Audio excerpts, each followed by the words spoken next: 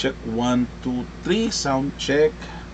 October 8, 2025, 7:30. Ate Connie, good evening po. Good evening po. Ano na rin? Wala pa. O ano na?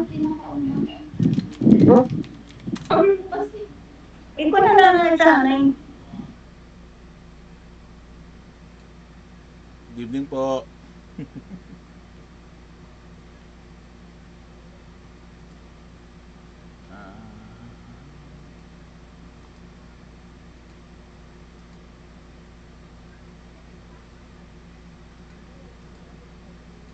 Wait lang po natin yung iba, then we'll start na po. Thank you.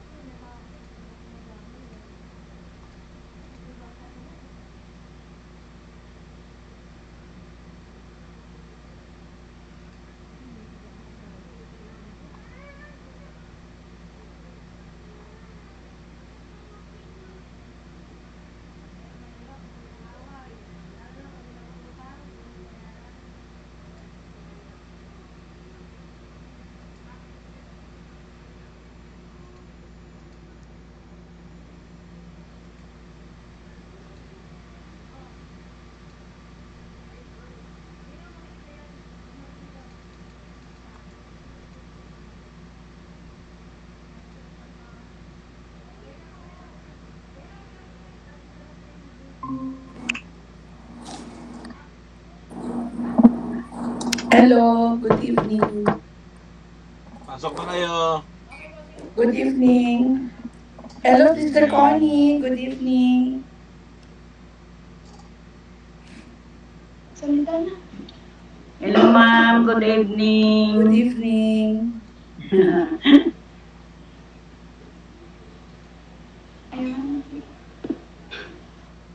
Okay, I think we can start na. Habang waiting tayo sa iba. Okay, sige, let's start. Hello, magandang gabi po sa inyong lahat. Welcome to Light of the Mountain Church of the Nazarene this Wednesday night prayer meeting, October 8, 2025. Magandang gabi po sa ating lahat at maraming salamat sa lahat na nandito sa gabing ito. Thank you for joining us this evening and I hope and pray that we will be blessed by the word of the Lord. In Jesus' name we pray. Amen. Sa tayo po yung manalangin as we start our prayer meeting this evening. So magandang gabi po sa ating lahat ulit. In the name of the Father, of the Son, of the Holy Spirit, Heavenly Father, thank you for bringing us together to study your word. Lord, open our hearts and mind to understand your truth from Elijah's story, Panginoong Jesus. Help us to see you and your power and your love, to choose you above all else, and live with pure and faithful heart. Panginoong Jesus, may your presence be with us as we listen, reflect, and obey. In Jesus' name we pray. Amen, amen, and amen. So, magandang gabi po sa ating lahat ulit. So, ang ating pag-uusapan po sa gabing ito is yung topic po natin last Sunday with Pastor John Ray. Yung kanyang tinapik po na nung sermon niya last Sunday po. So, imimute ko lang po muna kayo ha, para hindi po disturbing, okay? So, ang topic po natin ay makikita po natin to sa 1 King chapter 18 verses 20 to 40. Ulitin ko po. Ang topic po last Sunday is about 1 King chapter 18 verse 20 to 40. So, bago natin is syempre bigyan muna natin ng konting tawag dito. Bigyan natin ng konting introduction or summary, ano ba pinag-usapan no, o ano ba yung kwento na yon. So, ang summary po kasi nito mga kapatid is King Ahab called all the people of Israel and the prophets of Baal to Mount Carmel. So, ito yung si King Ahab, sinasamba nila tong mga Diyos-Diyosan or pagan gods, which is si Baal sa Mount Carmel. Now, si Elijah, ito yung mga characters natin, si Elijah told the people to choose. Mamili kayo. Will you serve God, the Lord of Lords, the King of Kings, or this so-called God called Baal? So, if the Lord is God, follow Him. If Baal is God, then follow Baal. Yun ang inano ni Elijah. Binigyan tayo ng choice. Now, Elijah said they would both offer a sacrifice. Ito yung naging senaryo. Sige, patunayan natin kung sino talaga ang totoong Diyos. So kumala na, but they would not light the fire. The real God would be the one who answer with fire.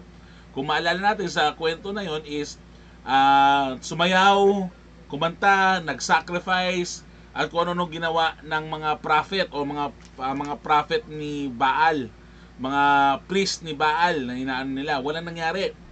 Tapos here comes the time na si Elijah naman yung magpapakita ng na si Lord, si Elohim o si God, na binuhusan pa niya. Nagtayo siya ng sarili niyang altar, inayos yung altar ni God.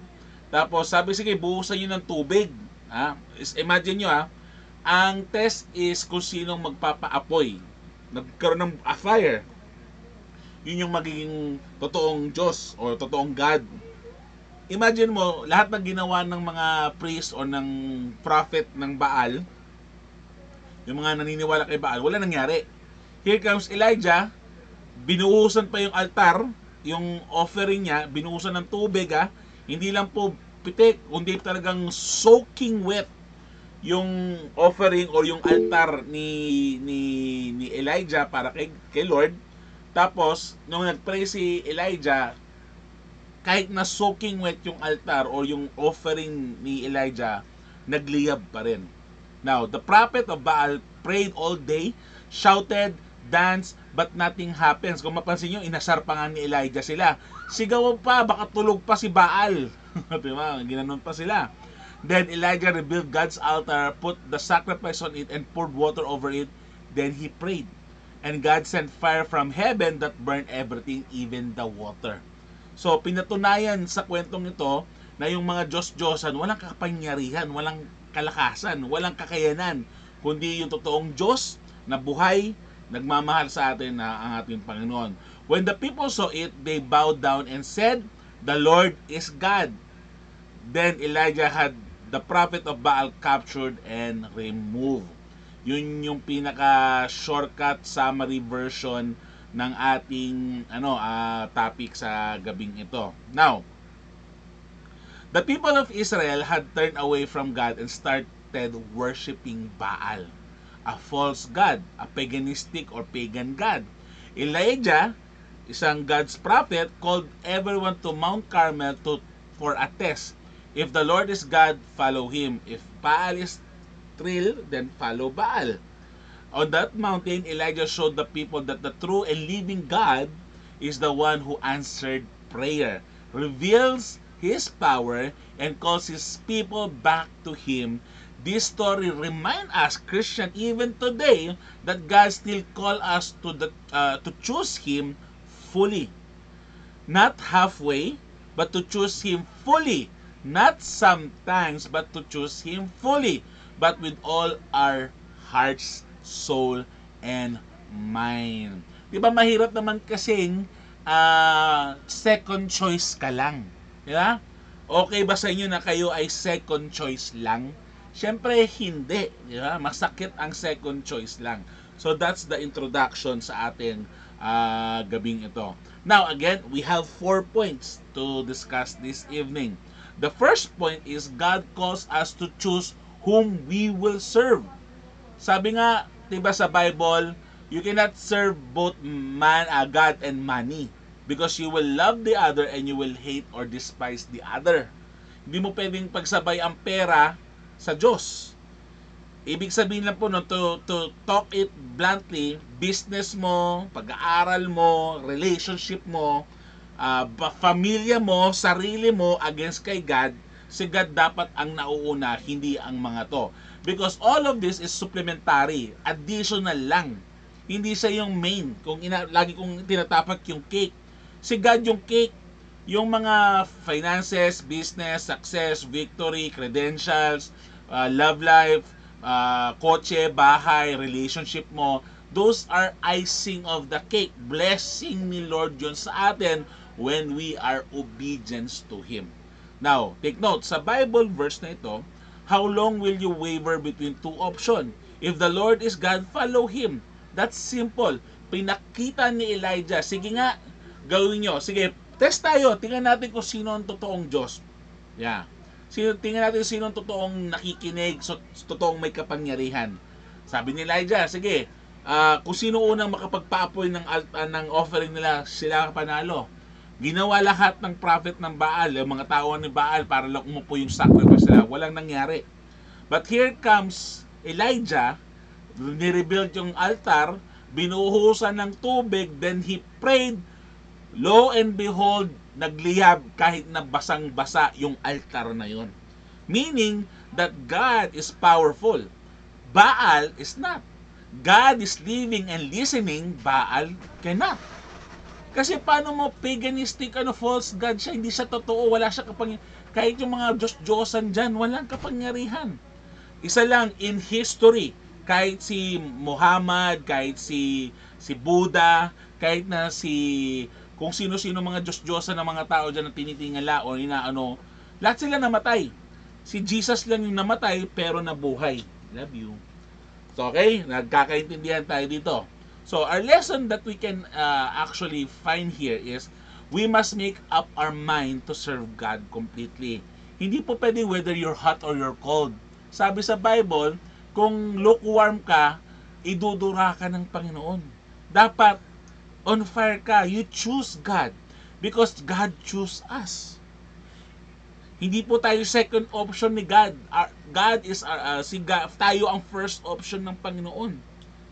And we were called to choose whether to trust Him, accept Him, believe Him, or the opposite. A holy life means being fully surrendered to Him, not living in between. Because you cannot live in both waters, di ba? Hindi ka pwedeng double kara. Hindi ka pwedeng you have the best in both worlds, di ba? Katulad ni, kung kailan yung palabas na Hannah Montana, excuse me. Okay? Hindi katulad ni Hannah Montana, kung alam niyo yung palabas na yon, superstar siya na may identity, tapos college student siya na syempre nag-iba ng itsura para hindi magmukhang Hannah Montana na celebrity.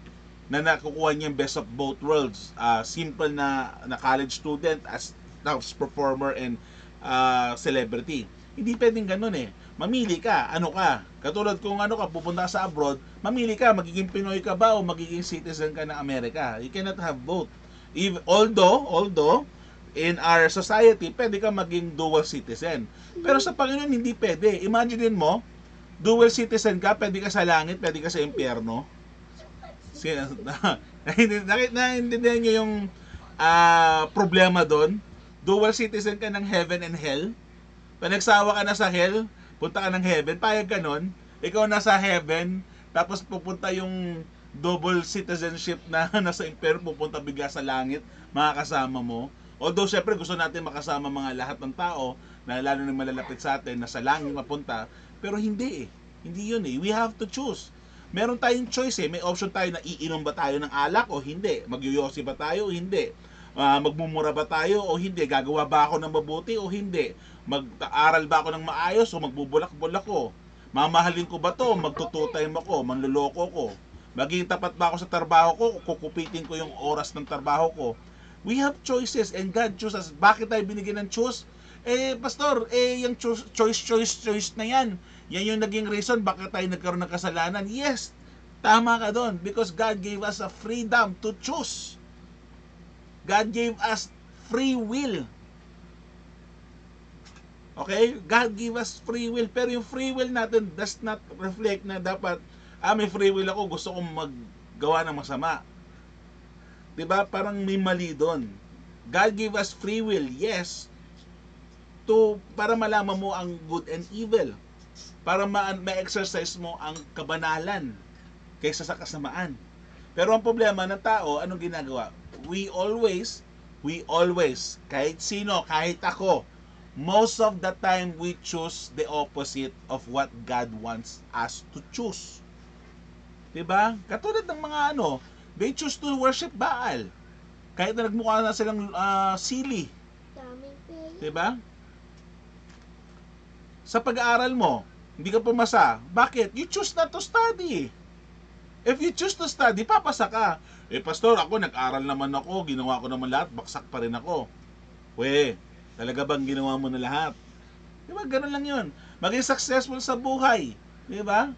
Maging graduate, pumasa, magkaroon ng magandang buhay, magandang trabaho, magkaroon ng relationship na maayos.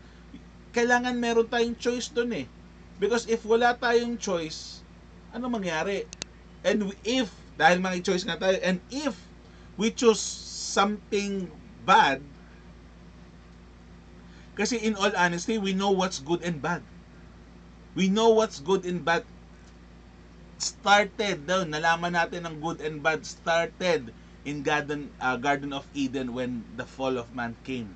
Doon tayo nagkaroon ng kaliwanagan sa masama sa mabuti. Doon tayo nagkaroon ng idea na this is bad, this is good. So alam natin anong masama sa mabuti. Ang masakit nito, we choose God secondarily.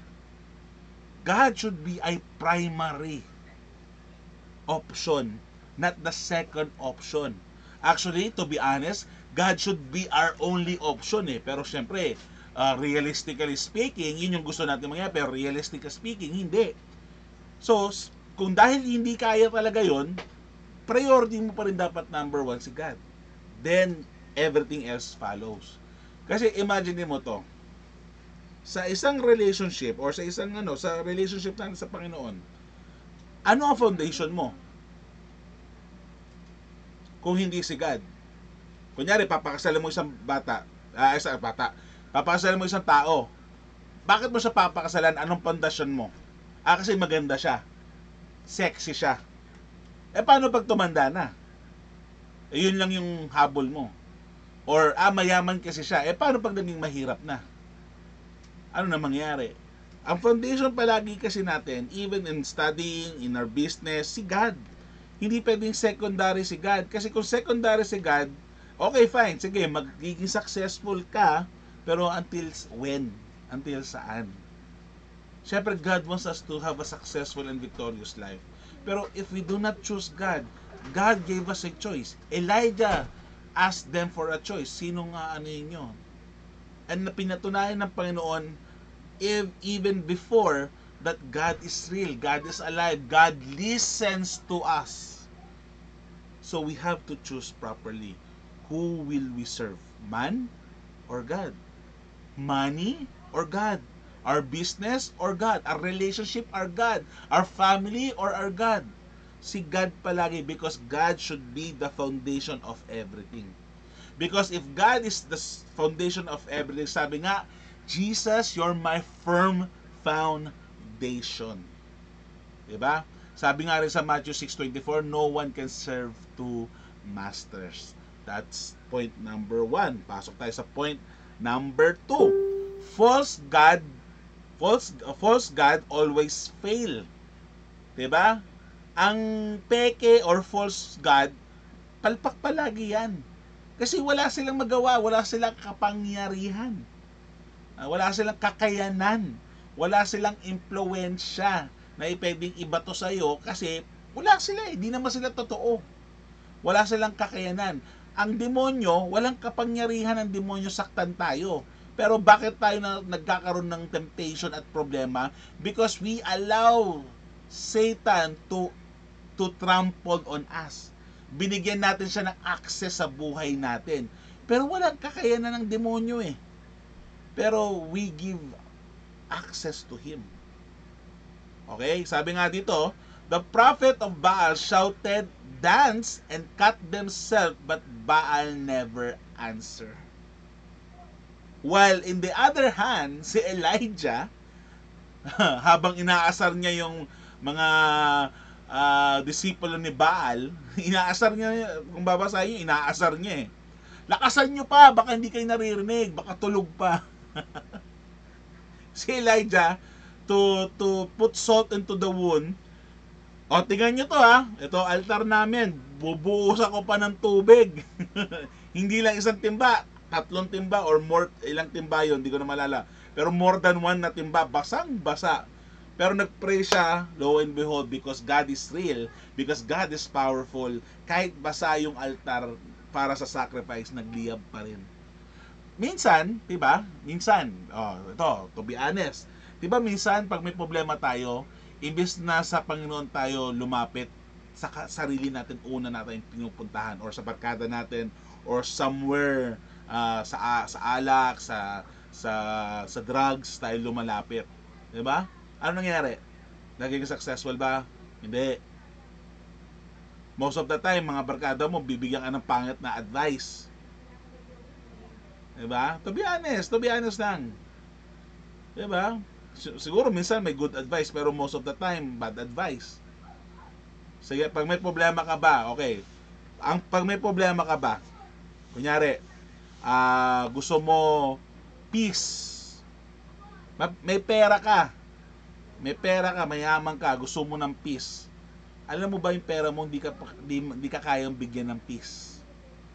Hindi ka kaya bigyan ng peace ng pera. Mukhang kaya, kasi kaya ko pwede ako mag-ano ng peace, kasi pwede ako mag-ano ng bodyguard, ng security system, ng mga contact, mga panic room, etc. para magkaroon ako ng peace of mind.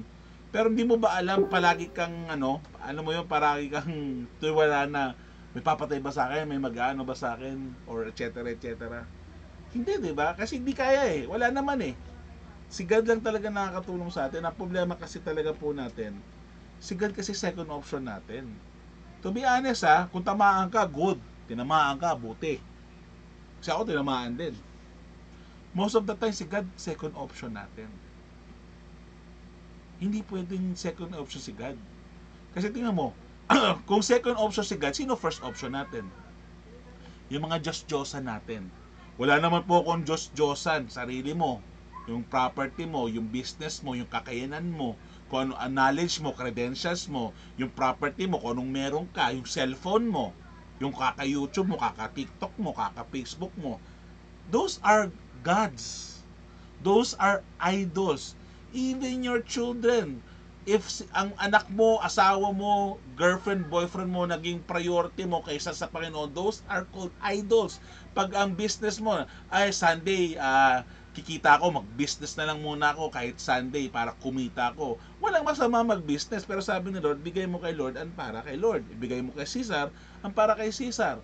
Pero kung uunahin mo yon, making them your priority, na wala ngayon sa first priority or first place si God sa buhay mo, ano mangyayari?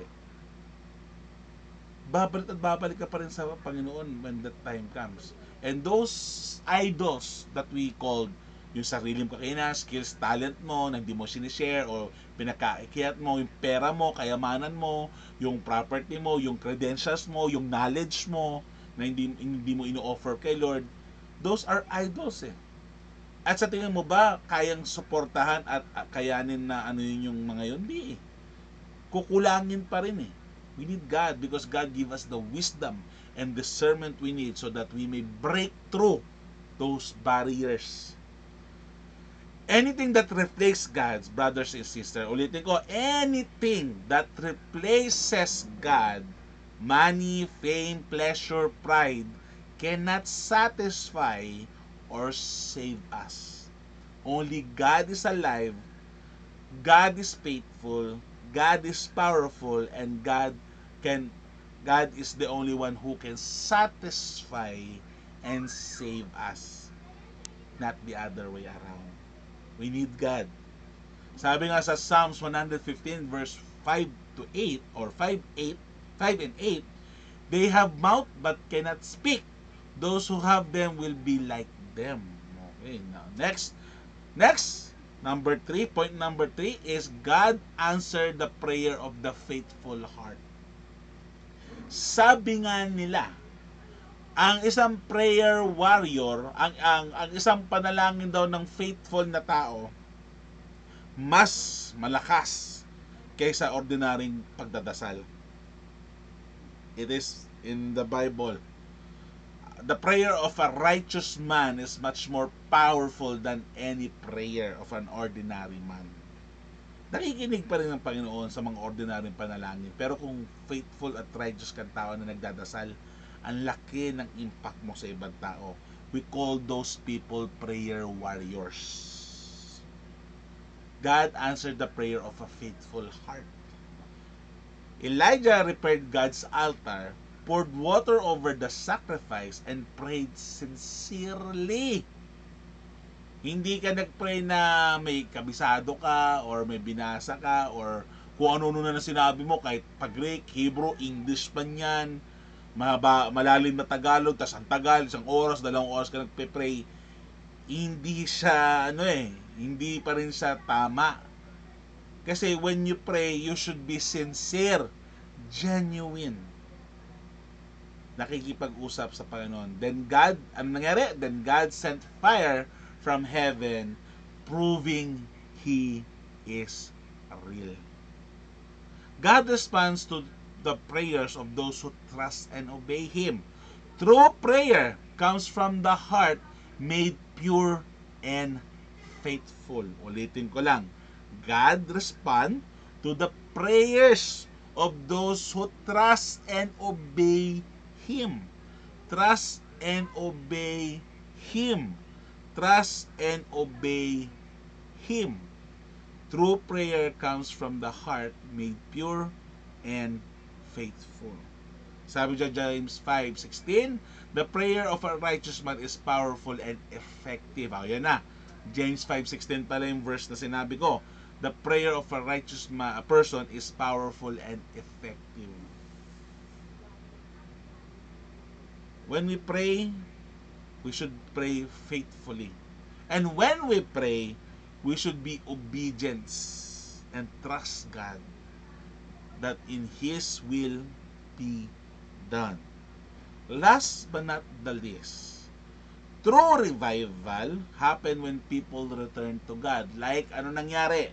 Nung nakita ng tao na walang nangyari sa pagdadasal at pagpupuri nila kay Baal, at samantalang ito si Elijah, pinagtripan pa sila, binasa yung sacrifice pa niya, tapos nagpray, then nagliyab pa rin, kahit basang-basa, they were revived and returned to worship the true God, our Lord of Lords and King of Kings.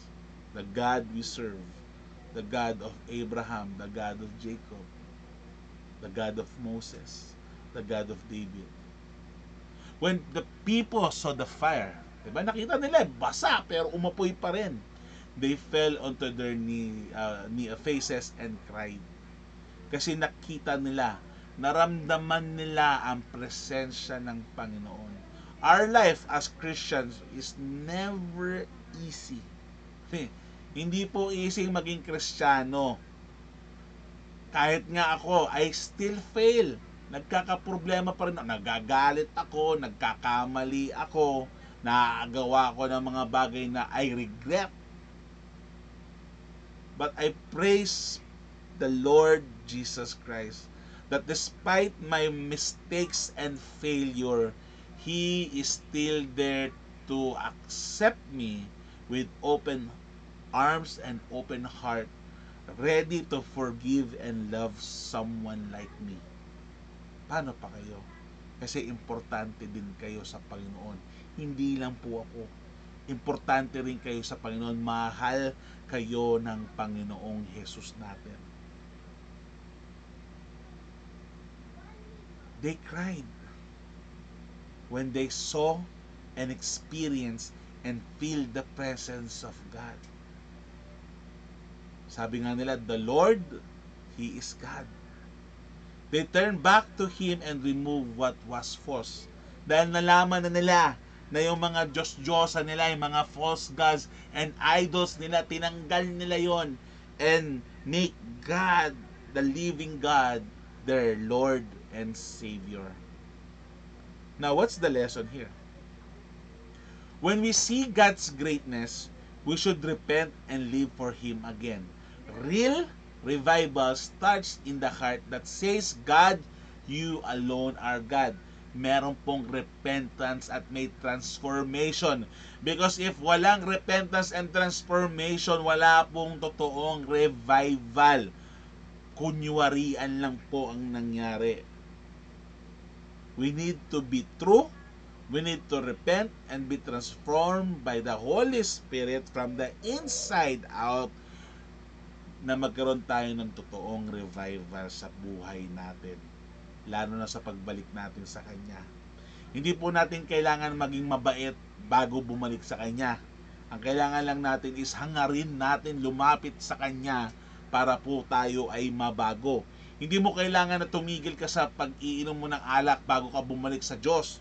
Kahit umiinom ka sa ng alak, balik ka lang sa Diyos at ang Diyos na ang magbibigay sa iyo ng opportunity na ikaw na mismo magsasabi, ayoko nang uminom. Same goes in any sin. Because ang sin po, ang kasalanan po, isa lang po ang kabayaran niyan, ang kamatayan natin. But because God so loved the world that He gave His only begotten Son, that He died on the cross for you and for me, so that when we accept Him as our Lord and Savior, we were renewed, we were saved, and we were forgiven by the blood of Christ, by the Holy Spirit. We have been renewed by our faith and our love to the Lord. And He is true yesterday, today, and tomorrow. Again, real revival starts in the heart. Sabi nga sa Bible, sa Zechariah 1:3, return to me, declares the Lord, and I will return to you. And as we end tonight, the story of Elijah shows that God is still the same today. Hindi siya nagbabago even before 2,000 plus years ago. He is still powerful, He is still real, and worthy of our full devotion. Not partial devotion, but our full devotion. Like the Israelites, we must choose. May choice kasi tayo whether to accept or reject Him. But we must choose. Hindi po pwedeng 50-50. Hindi pwedeng Sunday ka lang mag-o-obey, Monday to Saturday, hindi.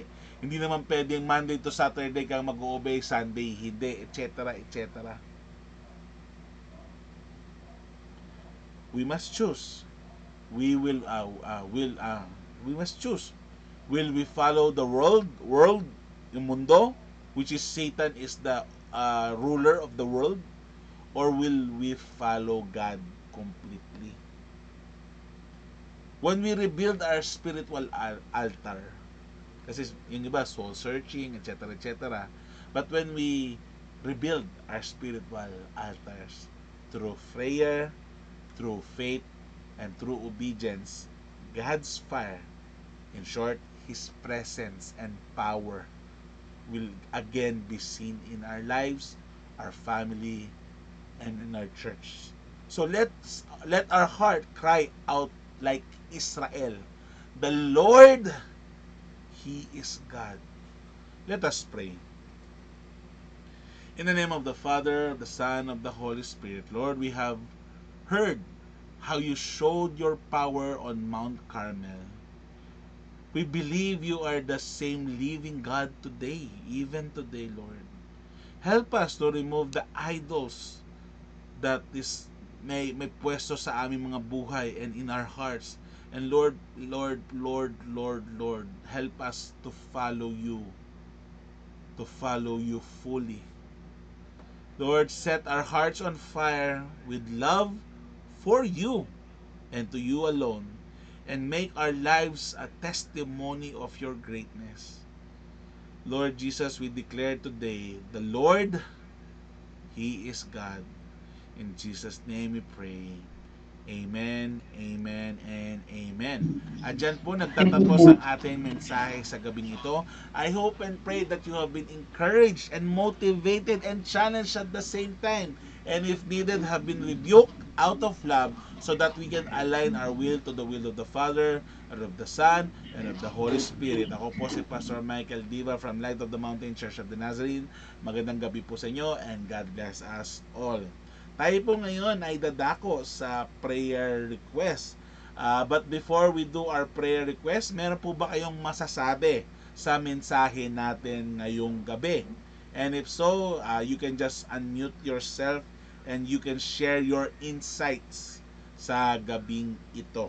Meron po bang gusto mag-share na kanilang insights or opinion or additional knowledge na gustong i-share sa atin sa gabing ito?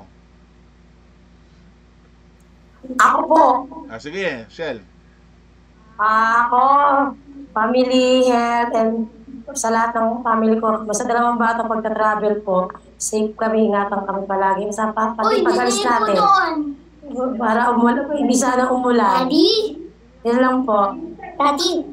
Okay, thank you, Shell. Although hindi yung tanong ko, ang tanong ko kung anong masasabi mo, insight mo, not prayer request, but sige, nasabi mo na eh. Meron pa po bang gusto aside doon sa prayer request po, meron pa po gusto mag-share na kanilang insight, opinion, or additional knowledge? Ako meron. Sige, Mi. Kasi sa buhay natin ngayon, ang daming baal sa buhay natin. Kasi yun ang we are worshiping idols. Ang dami. Di ba maraming identification ng idols? Yep. Pag you love someone more than God, idol na yon. Pag may gusto kang gamit more than God, so ano na rin yun, idol na rin yun. So, ang daming nangyayari sa buhay natin na, kumbaga, lahat tayo ay apektado dyan. So, ang kailangan lang talaga natin is focus to God na siya talaga magiging top priority sa buhay natin. Kasi kung mababayaan natin yan, katulad ng mga gadgets natin, minsan, nauuna na siya kay Lord. Imbis na devotion, hindi ka na pag-devotion kasi nauuna pa yung ang pag-text, pag laro-laro, everything. So, hindi na mismanage mo lahat. So, ang kailangan lang talaga natin ay maging focus. Kailangan natin na hindi mawala yung baal sa buhay natin. Yun lang po. Okay, maraming salamat, Mi, for that. And meron pa po bang gusto mag-share?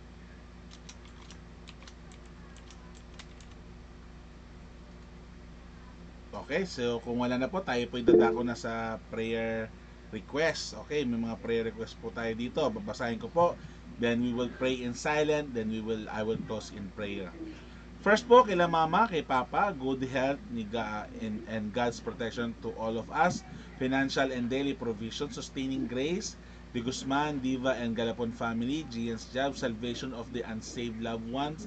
Philippine government, economy, peace of mind of all. Next na prayer request po natin is kay Mami. Sunday school, worship service, prospect client na makuha namin, health of all, collection from clients na naghihirap, PICPA convention, and Davao December trip to Davao City. Kay Ate Chris naman po, long and healthy life, financial daily provision, healing and strength, good health ni Mickey, blessing for our Davao Christmas reunion, guidance and wisdom, more clients to close this year, provision and breakthrough, struggling clients, wisdom and strength at work, cover me with my family and precious blood, keep us safe away always in every place we go.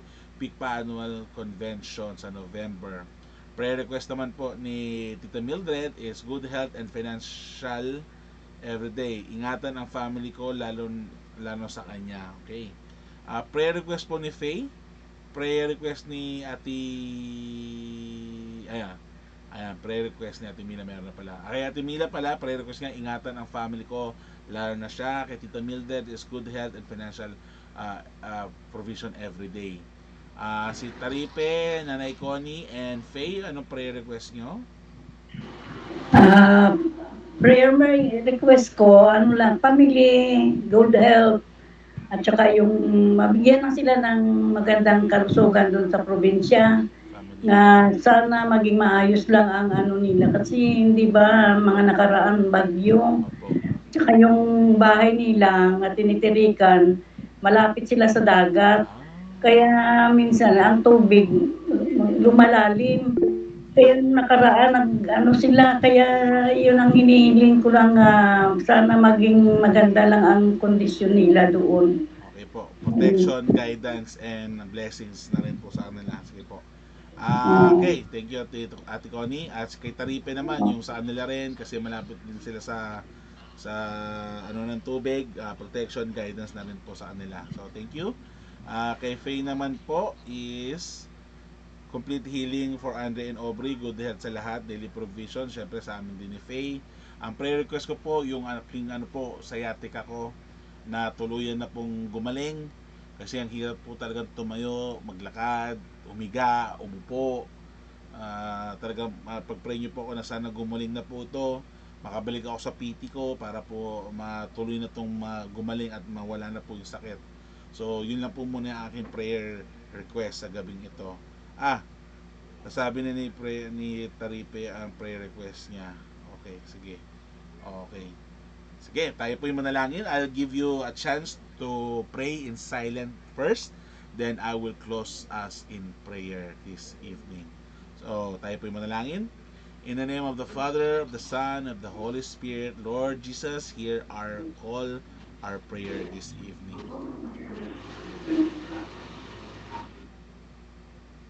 Panginoon Jesus, huwag niyo po kami pabayaan, Panginoon Jesus. Protektahan. Pabayan niyo po kami, Panginoon. Huwag niyo po kami pabayaan, Panginoon Jesus. Jesus name, Jesus name. Oh my God, Lord my God. Lord my God, be with us, Lord Jesus. Protect us. Layo kami sa kapahamakan, Panginoon Jesus. Nagbabayan niyo kami, Panginoon Jesus. Hallelujah, hallelujah, hallelujah, Panginoon, Panginoon. Jesus name. Gabayan niyo po kami, Panginoong Jesus. Na nasa mga kapanahonan niyo, Panginoon. Sa aming mga panalangin, Panginoon. Gabayan niyo po kami, Panginoon. Hallelujah, hallelujah, hallelujah, Lord Jesus Christ. Oh Lord, oh Lord, oh Lord. Huwag niyo kami papabayaan, Panginoong Jesus. Protektahan niyo po. In the name of the Father, of the Son, of the Holy Spirit, Lord Jesus, we come to you with thankfulness and gratefulness in our hearts. Lord Jesus, gabayan niyo po ang bawat isa sa amin at huwag niyo po kami papabayaan, Panginoon. Continue to protect us and be with us and use us for your glory, honor, and praise, Panginoong Jesus. Sa mga kapanahunan ito, Panginoong Jesus, we come to you sa gabing ito, sa prayer request ni Mama, ni Papa, for good health and God's protection to all of us, financial and daily provision, sustaining grace, lalo sa De Guzman, Diva, and Galapon family. We also pray for Gian's job and salvation for the unsaved loved ones, Panginoong Jesus. We also pray for our government, the Philippines, lalo sa economy na ito, sa mga gera, away, gulo na nangyayari, Lord. And Lord, bless us and give us peace of mind para po sa lahat.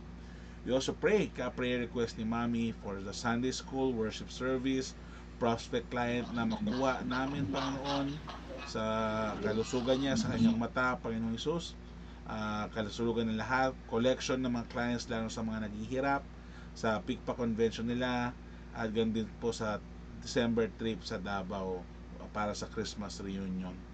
We also pray for the prayer request ni Ate Chris, long and healthy life, financial and daily provision, healing and strength, good health na ako, ni Mickey, blessing for our Davao Christmas reunion trip, guidance and wisdom, more clients to close this year, provision and breakthrough lalo na sa mga struggling clients. Ganda rin po sa empleyado namin and even us, Panginoong Jesus. Wisdom and strength at work.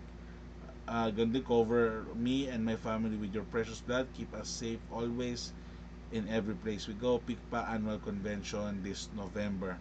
We also pray kay Tita Mildred prayer request for good health and financial provision every day, Panginoon.